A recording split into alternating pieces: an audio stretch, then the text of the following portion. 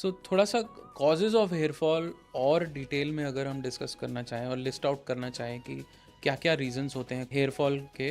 देखिए, hair fall के बहुत सारे कारण होते हैं। जो सबसे कॉमन होता है वो होता है genetic pattern of hair loss, कि वो आपकी फैमिली में, चाहे आपके पापा में हो, आपके ताऊ जी में हो, चाचा जी में हो, आपकी मम्मी के साइड हो, मामा जी में हो, तो भी आपको हेयर थिनिंग हो सकती है। एंड ये सबसे कॉमन होता है मेन के अंदर, जिसके अंदर धीरे धीरे आपकी हेयर लाइन रिसीड करना शुरू होती है। उसके भी बहुत सारे स्टेजेस होते हैं, जैसे हम उस क्लासिफिकेशन को नॉरवुड हैमिल्टन क्लासिफिकेशन कहते हैं।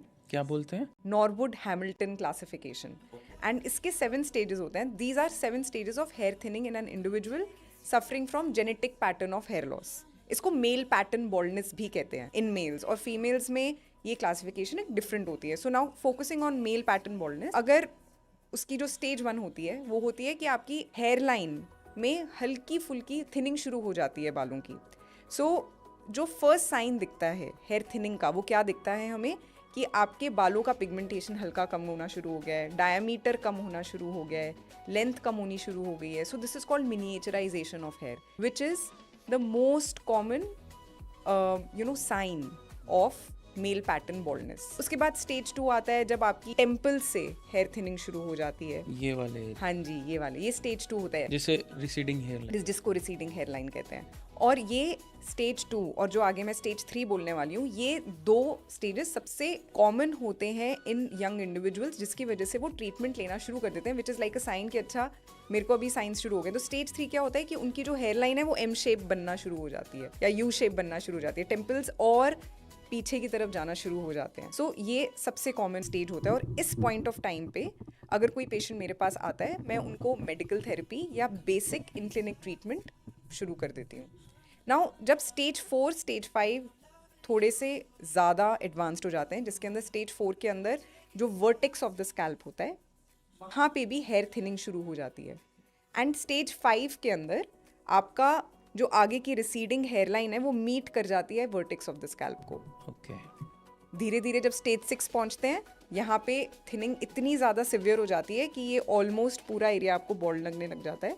और स्टेज 7 के अंदर सिर्फ एक पतला सा बैंड रह जाता है आपके बैक ऑफ द स्कैल्प पे और साइड ऑफ द स्कैल्प पे, उसको स्टेज 7 कहते हैं, जो कि एक सबसे हाईएस्ट स्टेज ऑफ बॉल्डनेस होता है इन मेल पैटर्न बॉल्डनेस। तो ये तो बात हो गई हमारी genetic pattern of hair loss की, that is the first cause of hair loss. उसके बाद आता है हमारा second cause, stress induced hair loss, which is also known as telogen effluvium.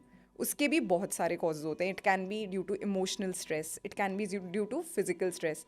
Emotional stress यानी कि बहुत सारी मेरे पास लड़कियां इनफैक्ट इसमें ज़्यादा आती हैं कि हमारा एग्ज़ाम चल रहा है। School girls they come to me and they say that मेरा एग्ज़ाम की प्रेपरेशन चल रही है और हम जब बाथरूम में जाते हैं हमारे बाल ऐसे गुच्छे में बाहर आते हैं। This is known as telogen effluvium, कि आपके गुच्छे में बाल आएंगे लेकिन इसमें बालों की थिनिंग नहीं होती, मिनिएचराइजेशन नहीं होता। ऐसे हम डॉक्टर्स आइडेंटिफाई करते हैं कि ये आपका स्ट्रेस इंड्यूस्ड हेयर फॉल है या आपका genetic pattern of hair fall है।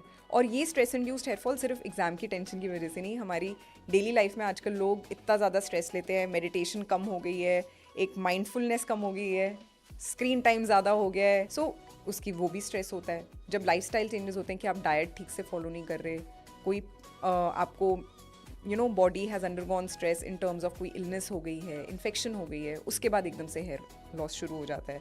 ये सब टीलोजन इफ्लूवियम में आते हैं, which is the second most common cause of hair loss. Third है कि आजकल बहुत कॉमन हो गया है कि लोग अपने बाल एक पर्टिकुलर पोजिशन में बहुत टाइटली बांध के रखते हैं, उसकी वजह से भी आपकी हेयर लाइन रिसीड होना शुरू हो जाती है। This is also very common in six, because वो अपना टर्बन टाई करने के लिए वो एक ही डायरेक्शन में बाल टाई करते हैं और टर्बन बांधते हैं, जिसकी वजह से उनकी एक जगह से रिसेशन ऑफ हेयर लाइन शुरू हो जाती है। But it is also commonly seen in individuals who tie their hair very tightly, mainly in girls.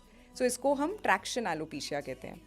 फिर एक और कॉज होता है न्यूट्रिशनल डेफिशिएंसी की वजह से, कि आप मोस्ट कॉमनली जो न्यूट्रिशनल डेफिशिएंसी के कॉजेज होते हैं वो होते हैं iron, vitamin D, vitamin B12, specially vegetarians के अंदर विटामिन B12 की कमी होती है। सो जब भी कोई हमारे पास इंडिविजुअल आता है अपने हेयर लॉस के कंसर्न के साथ, हम उनको कुछ टेस्ट लिख के देते हैं जिसके अंदर iron, vitamin D, vitamin B12 ज़रूर होता है। हार्मोनल चेंजेस, ये भी एक बहुत इंपॉर्टेंट कारण है। अब specially in females PCOS is a very common cause, thyroid disorders, they are very common.